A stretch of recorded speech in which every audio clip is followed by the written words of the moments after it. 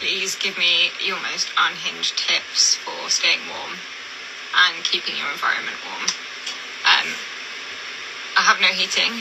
I've got those little electric fan heaters running, but they're not strong enough to... Okay, hang on in here, because not all tips will be suitable for you, but some will be suitable for other people.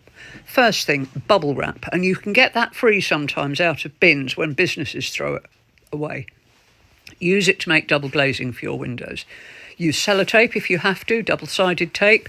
If you've got wooden window frames, you can use drawing pins to just put bubble wrap all over them.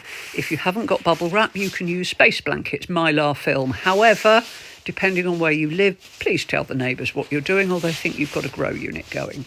So, actually, just for the local police. But that works really well to double glaze your windows. Even if they're double glazed, they can be drafty. If you've got double glazed windows and you want to know if they're drafty, lick your hand and run it round the window and see if you can feel a cold coming in. Do that round doors too. If you feel some cold on your wet hand, you can seal it with duct tape or sellotape or any kind of tape, even masking tape temporarily. Can you tent your ceiling? Now, with all of this, I want you to be very aware you do not be using candles, okay? No candles, no naked flames. Now, and the other thing is that depending on what you've got, make sure you've got a CO alarm, haven't you? You can tent your ceiling, and that works really, really well. You can get anything really, an old bedspread, an old sheet, anything like that, and put it up on your ceiling in the corners, tent it round so it looks attractive. Some people do that and have it up there for years, but the idea is it just acts as a little bit, keeps a little bit of air, and hopefully keeps the warm air down. Right, draft excluders. You can make draft excluders from old jumpers. You cut off one sleeve, you put an elastic band at one end, you stuff the rest of the jumper in it so it's a long sausage, and use a rubber band to seal off the other end. You put those at the bottom of the doors to stop drafts. Seal up your letterbox because they're a swine for drafts coming in.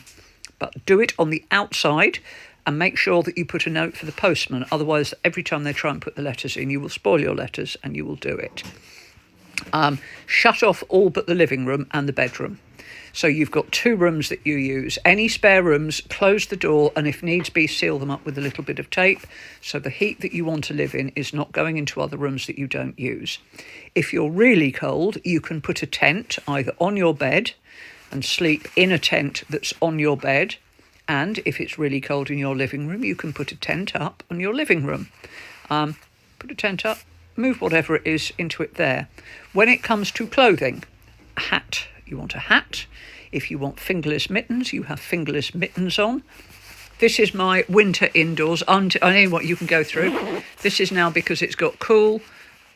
I've got my T-shirt. Up until recently, I was wearing this, and now I've put my gilet on top. If it gets any colder, I'll be putting another layer in here, which will be a shirt. If you are buying a fleece or a dressing gown for cold weather, can you see this teddy fleece? This is much warmer than ordinary fleece. Make sure that you are wearing good thick socks that come up to your knee, and that you do not wander around your house in either flimsy mules without socks or barefoot. Make sure that you've got something warm on your feet. Proper slippers that cover your ankles. You can, of course, put a dressing gown on top of all your clothes. Lots of people do, and that works very, very well.